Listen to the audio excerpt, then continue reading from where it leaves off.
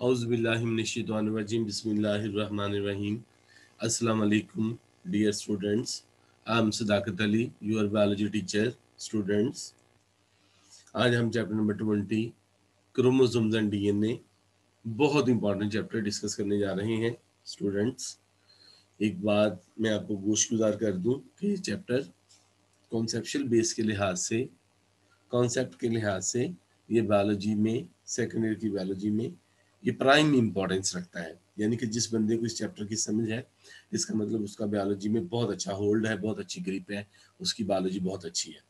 अगर किसी को इस चैप्टर की समझ नहीं आई है, किसी टॉपिक की समझ नहीं आई, तो या उसके कॉन्सेप्ट पुअर है, तो वो बायोलॉजी में पुअर है। ये चैप्टर एंट्री टेस्ट के लिहाज से भी बहुत इंपॉर्टेंट है, ये फाइनल के एग्जाम्स के लिए भी बहुत इंपॉर्टेंट है, एमसीक्यूज के लिहाज से ये कॉलेज के एग्जाम्स के लिए भी बहुत इंपॉर्टेंट है। तो इसलिए जरा हमने इसको खास तवज्जो से देखना है। लेक्चर नंबर 1 हम डिस्कस करने जा रहे हैं क्रोमोसोम्स एंड डीएनए। स्टूडेंट, सबसे पहले हम देखेंगे क्रोमोसोम्स क्या है। Chromo mean colour, soma mean body, यानी कि ये कलर जिस्म है। तो जिस साइंटिस्ट ने सबसे पहले इसको डिस्कवर किया, तो उसने, आपने देखा होगा जब हम किसी चीज को प्रोमिनेंट करना चाहते हैं ना, तो हम उसको कलर करते हैं। तो उसने भी सेल को कलर किया। तो इन न्यूक्लियस के अंदर क्रोमोसोम्स हैं, लेकिन उस बंदे को तो नहीं पता था ना कि अंदर क्रोमोसोम्स हैं या इस तरह के डीएनए है या थ्रेड लाइक स्ट्रक्चर है। तो जब उसने कलर किया तो न्यूक्लियस के ये वाले पोर्शन ने, यानी कि क्रोमोसोम्स ने बहुत ज़्यादा कलर को एब्जॉर्ब कर लिया। तो रिजल्ट क्या हुआ कि ये प्रोमिनेंट हो गए। उस साइंटिस्ट ने इनको नाम दे दिया chromosomes. Chromosomes are thread-like structure that appear inside the nucleus at the time of cell division. हमें पता है कि जब सेल ने डिवाइड करना होता है तो क्रोमोसोम कंडेंस होते हैं, इनकी कंडेंसेशन होती है। लेकिन जब सेल डिवाइड नहीं कर रहा होता तो ये स्कैटर्ड फॉर्म में होते हैं न्यूक्लियस के अंदर, यानी कि ये क्रोमैटिन मटेरियल की फॉर्म में फिर होते हैं। जर्मन एम्ब्रियोलॉजिस्ट वेल्डर फ्लीमिंग ने सबसे पहले 1882 में इनको ऑब्जर्व किया, rapidly dividing cell of the cylinder larvae. Number of chromosome हमें पता है ये तमाम यूकेरियोटिक सेल में होते हैं। तो number varies from species to species, इनका नंबर वेरी करता है। पेनिसिलियम के अंदर जिस तरह 1 पेयर ऑफ क्रोमोसोम होता है, इसी तरीके से सम फर्न्स के अंदर मोर देन 500 पेयर हो सकते हैं। मॉस्किटो में 6, हनी बी में 32, कॉर्न में 20, शुगर कैन में 80, फ्रॉग में 26, माउस में 40, और इस तरह ह्यूमन में 46 chromosome, 23 pair of chromosome human being में होते हैं। इंपॉर्टेंस ऑफ क्रोमोसोम, क्रोमोसोम की अहमियत क्या है। हमें पता क्रोमोसोम्स के ऊपर जीन्स होती हैं, और जीन्स की तादाद में होती है 100, इवन थाउजेंड्स की फॉर्म में क्रोमोसोम्स के ऊपर जीन्स होती हैं। जीन्स करती क्या है, they play important role in determination of structure and the function. ये बॉडी का स्ट्रक्चर भी बनाते हैं, साथ साथ डिफरेंट तरह के फंक्शंस भी परफॉर्म करते हैं। मिसिंग ऑफ अ पार्ट और whole chromosome lead to serious consequences, usually death occur. अगर क्रोमोसोम का कोई पार्ट या पूरा का पूरा क्रोमोसोम ही मिस है तो इससे बंदे की डेथ हो सकती है, या बड़े हॉरिबल रिजल्ट सामने आ सकते हैं, जिस तरह हमने Down syndrome, Klinefelter syndrome, Turner syndrome, इस तरह के सिंड्रोम, इसके अलावा भी और सिंड्रोम हम जानते हैं, तो वो वाले रिजल्ट के तौर पर सामने आ सकते हैं। क्रोमोसोम्स वाइडली डिफर, क्रोमोसोम मुख्तलिफ है किस लिहाज से, in appearance, they differ in size, staining properties, location of centromere and position of constricted region. इसके लिहाज से क्रोमोसोम एक दूसरे से मुख्तलिफ हो सकते हैं। कैरियोटाइप 2 मार्क्स का इंपॉर्टेंट शॉर्ट आंसर क्वेश्चन है जी, बहुत important short answer question. The particular अरे ऑफ क्रोमोसोम, क्रोमोसोम की एक खास तरतीब, पर्टिकुलर खास, अरे का मतलब तरतीब, दैट एन इंडिविजुअल पोसेसेस, जो किसी इंडिविजुअल में क्रोमोसोम की खास तरतीब होती है, उसको हम कैरियोटाइप कहते हैं। That differ among different species, even among individual of the same species में भी ये मुख्तलिफ हो सकते हैं। ये देखिए ह्यूमन बीइंग की कैरियोटाइप है जी आपके सामने। क्रोमोसोम 1, 2, 3 देखे टोटली एक दूसरे से मुख्तलिफ है। 4 और 5 एक दूसरे से मुख्तलिफ है और इन सब से मुख्तलिफ है। 6, 7, 8, 9 देखें ये किस तरह के हैं। 10, 11, 12 इस तरीके से। 13, 14, 15 ये बाकियों में से किसी से भी नहीं मिल रहे। 16, 17, 18 ये इन सब से मुख्तलिफ हैं। आप 19 और 20 देखिए और ये किसी से नहीं मिल रहे। और 21, 22 ये सबसे मुख्तलिफ है, और लास्ट वाला पेयर तो सबसे ही मुख्तलिफ है ना। तो ये खास तरतीब है, इसको हम कहते हैं कैरियोटाइप ऑफ ह्यूमन। इस तरह बाकी जो ऑर्गेनिज्म है उनकी अपनी एक खास कैरियोटाइप होगी। A typical chromosome is made up of chromatids, centromere, इसको हम प्राइमरी कंस्ट्रक्शन भी कहते हैं, और साथ सेकेंडरी कंस्ट्रक्शन भी मौजूद होते हैं। देखिए स्टूडेंट आपके सामने, ये सेकेंडरी कंस्ट्रक्शन, ये प्राइमरी कंस्ट्रक्शन, इसको हम सेंट्रोमियर भी कहते हैं। ये एक क्रोमोसोम, ये भी एक क्रोमोसोम। स्टूडेंट जब हमने किसी सेल में क्रोमोसोम को काउंट करना है, हमने नंबर ऑफ सेंट्रोमियर काउंट करना है। देखिए ये इसका एक सेंट्रोमियर, तो ये क्रोमोसोम है, ये एक ही सेंट्रोमियर है, क्रोमोसोम एक है लेकिन टू क्रोमैटिड्स, एक ये वाला क्रोमैटिड, दूसरा ये वाला क्रोमैटिड, तो क्रोमोसोम एक है लेकिन इसके टू क्रोमैटिड्स हैं। कंफ्यूज हो ना इस मामले में, ये भी एक क्रोमोसोम, ये भी एक क्रोमोसोम, लेकिन इसमें दो क्रोमैटिड थे, इसमें टू क्रोमैटिड्स। देखिए ये एक क्रोमैटिड, ये दूसरा क्रोमैटिड, और इसमें single chromatid.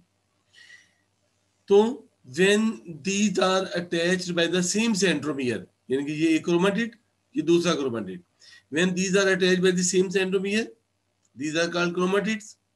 When the centromere divides, जब ये सेंट्रोमियर डिवाइड हो जाएगा और दोनों क्रोमैटिड एक दूसरे से अलग हो जाएंगे, now these are called as chromosomes and not the chromatids, right? Classification of chromosome on the basis of location of centromere, centromere की लोकेशन के लिहाज से हम क्रोमोसोम को डिफरेंट कैटेगरी में डिवाइड कर सकते हैं। ये 2 मार्क्स का इंपॉर्टेंट शॉर्ट आंसर क्वेश्चन है जी पेपर के लिए। टीलोसेंट्रिक, एक्रोसेंट्रिक, सब मेटासेंट्रिक एंड मेटासेंट्रिक। तो टीलोसेंट्रिक, टीलो मीन एंड, अगर सेंट्रोमियर एंड पे है और ये आपको क्रोमैटिड्स नजर आ रहे हैं, ऐसे क्रोमोसोम को हम कहते हैं टीलोसेंट्रिक।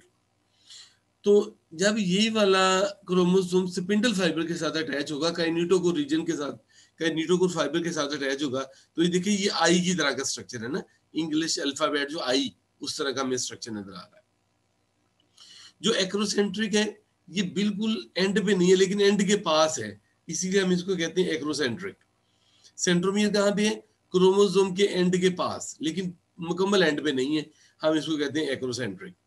ये वाला जो क्रोमोसोम है ये, और सब मेटासेंट्रिक, ये दरमियान में नहीं है लेकिन सेंटर के पास है, सेंट्रोमियर, हम इसको कहते हैं सब मेटासेंट्रिक। तो ये वाले क्रोमोसोम जे की शक्ल बनाएंगे, जब जे की शेप में होंगे, जब ये अटैच होंगे काइनेटोकोर फाइबर के साथ, और ये एनाफेज में एक दूसरे से सेग्रीगेट करेंगे। तो जब ये मूवमेंट शो करेंगे तो ये आई की शेप में मूव करेंगे, ये जे की शेप में मूव करेंगे। और ये वाला क्रोमोसोम चूंकि इसका सेंट्रोमियर बिल्कुल सेंटर में है, देखिए आधा क्रोमैटिड इधर, आधा क्रोमैटिड इधर, तो ये देखिए ये एक क्रोमैटिड, ये दूसरा क्रोमैटिड, लेकिन ये सेंटर में है, ये निसफ में है क्रोमोसोम के, तो हम इसको कहते हैं मेटासेंट्रिक, जो कि बिल्कुल दरमियान में सेंट्रोमियर मौजूद है। जब ये वाला क्रोमोसोम के साथ काइनेटोकोर फाइबर आके अटैच होंगे, तो जब ये मूवमेंट शो करेगा एनाफेज में, तो ये वी शेप बनाएगा। तो ये था classification of chromosome on the basis of location of centromere. Composition of chromosome, chromosome किस चीज से मिलकर बना हुआ है? डीएनए एंड प्रोटीन हम जानते हैं, हिस्टोन प्रोटीन 60% और डीएनए 40% मौजूद है, यानी कि क्रोमोसोम्स में ओवरऑल प्रोटीन की तादाद ज्यादा है। स्मॉल अमाउंट ऑफ यानी कि ट्रेसेस ऑफ आरएनए भी इसके साथ एसोसिएट होता है।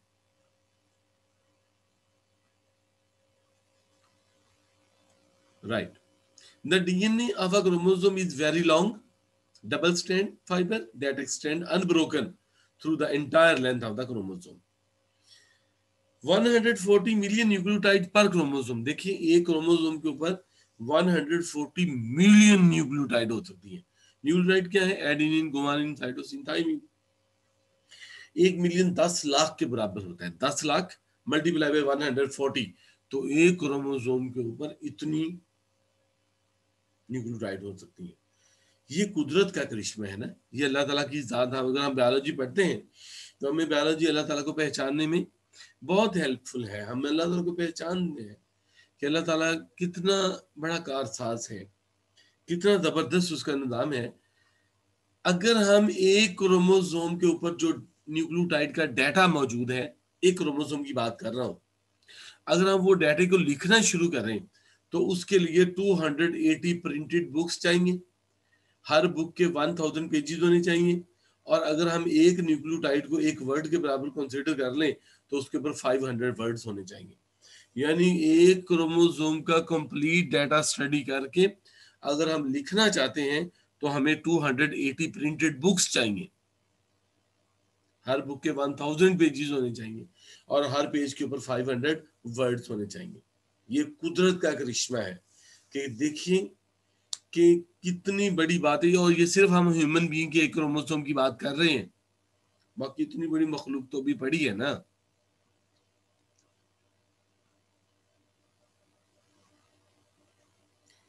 If let out in a straight line 5 centimetre long, देखिए सेल हम नेकेड आई से नहीं देख सकते, ह्यूमन बीइंग का बॉडी का सेल, सेल के अंदर न्यूक्लियस, न्यूक्लियस में क्रोमोसोम्स, क्रोमोसोम डीएनए से मिलकर बना है, और अगर हम खाली आंख से नहीं देख सकते सेल को, न्यूक्लियस को भी जाहिर है कि नहीं देख सकते हम खाली आंख से, हम माइक्रोस्कोप और high power microscope, electron microscope के जरिए हम देख सकते हैं। तो न्यूक्लियस, न्यूक्लियस के अंदर क्रोमोसोम, अगर एक क्रोमोसोम को अगर हम अनकवाइल करें उसके डीएनए को, तो उसकी लेंथ होगी 5 सेंटीमीटर। 5 सेंटीमीटर एक अच्छी खासी लंबी लाइन होती है। आपने देखा होगा जब हम मैथमेटिक्स पढ़ते थे 9th-10th में, तो हम कहते हैं 5 सेंटीमीटर एक लाइन लगाएं तो वो लाइन क्वाइट विजिबल होती है। लेकिन इतना बड़ा थ्रेड, ये तो एक डीएनए, एक है ना डीएनए का, एक क्रोमोसोम का डीएनए 5 सेंटीमीटर, और अगर 46 क्रोमोसोम का डीएनए लें तो मल्टीप्लाई बाय 5 करना पड़ेगा। यानी कि इतना बड़ा थ्रेड डीएनए का अल्लाह ताला ने एक सेल के न्यूक्लियस के अंदर एडजस्ट किया है, जिसको हम खाली आंख से नहीं देख सकते।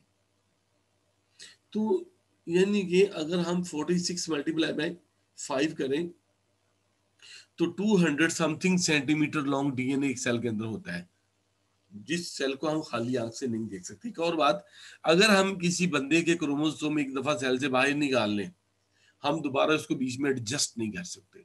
क्यों? ये कुदरत का करिश्मा ही है।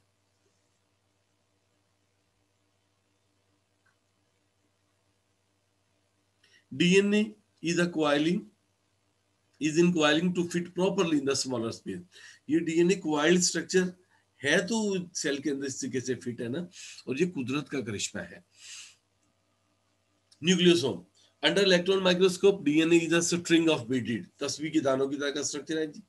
Every 200 nucleotide coiled around a core of 8 histone protein forming a complex nucleosome। ये बहुत इंपॉर्टेंट 2 मार्क्स का शॉर्ट आंसर क्वेश्चन आता है, व्हाट इज न्यूक्लियोसोम। सबसे पहले हम देखें कि न्यूक्लियोसोम है क्या।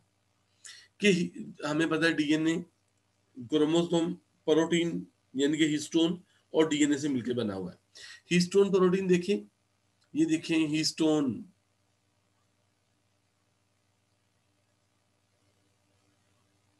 1 2 3 4 5 6 7 8, ये 8 हिस्टोन प्रोटीन आपको नजर आ रही है।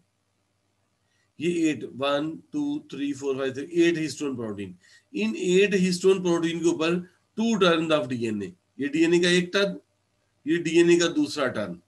अब ये जिस दरमियान में गैप है, यानी कि ये खाली डीएनए है, जो कि इसको हम लिंकर डीएनए भी कहते हैं। तो ये जो 2 टर्न ऑफ डीएनए और 8 हिस्टोन प्रोटीन का ये कॉम्प्लेक्स है, इस सारे को हम कहते हैं न्यूक्लियोसोम।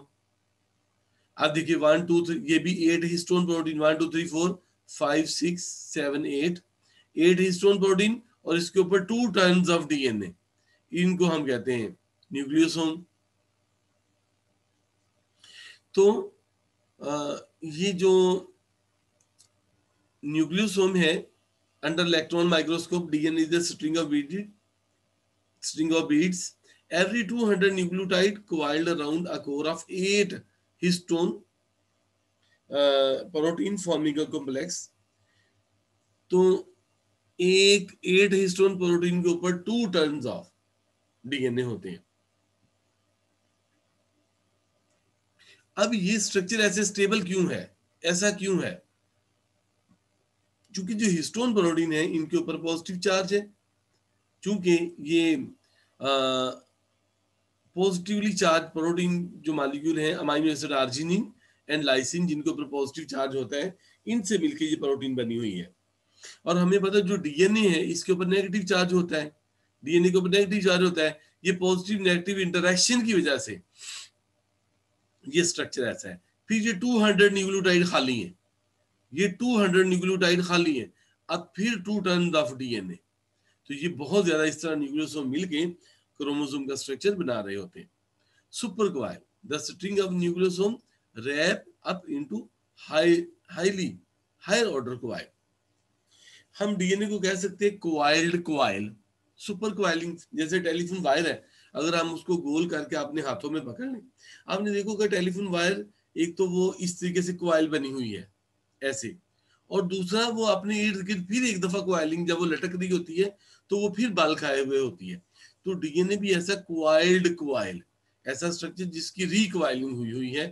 तो ये देखिए, ये क्रोमोसोम, ये देखिए कोआइलिंग, ये कोआइल, और अगर हम इसको ट्विस्ट ओपन करें तो ये दूसरे कोआइल। तो हाईली सुपर कोआइलिंग डीएनए के मॉलिक्यूल की हुई हुई है क्रोमोसोम्स के अंदर। हेट्रोक्रोमेटन, यू क्रोमेटन, बहुत इंपॉर्टेंट 2 मार्क्स का शॉर्ट आंसर क्वेश्चन आता है, व्हाट इज हेट्रोक्रोमेटन, यू क्रोमेटन। ये देखिए स्टूडेंट, ये हेट्रोक्रोमेटन, ये वाला पोर्शन, ये वाला पोर्शन, ये वाला पोर्शन, क्योंकि ये हाईली कोआइल्ड स्ट्रक्चर है, highly coiled structure of DNA portion of chromatin is called heterochromatin. Some of these permanently condensed and their gene are never expressed. इनकी जीन भी एक्सप्रेस, इनका डीएनए एक्सप्रेस नहीं होता, इसको हम कहते हैं हेट्रोक्रोमेटन। यूक्रोमेटन, बाकी जो पोर्शन है, ये देखिए ये ब्लू वाला जो आपको पोर्शन नजर आ रहा है, ब्लू वाला पोर्शन, ब्लू वाला पोर्शन, इसको हम कहते हैं यूक्रोमेटन। और ये वाले उसी वक्त कॉन्डेंस होते हैं जब क्रोमोसोम्स ने जब सेल ने डिवाइड करना होता है और इनके जीन एक्सप्रेस होते हैं, इसको हम कहते हैं यूक्रोमेटन। तो स्टूडेंट, ये था आज का लेक्चर। नेक्स्ट लेक्चर के साथ आपकी खिदमत में फिर हाजिर होंगे, तब तक के लिए इजाजत, अल्लाह हाफिज।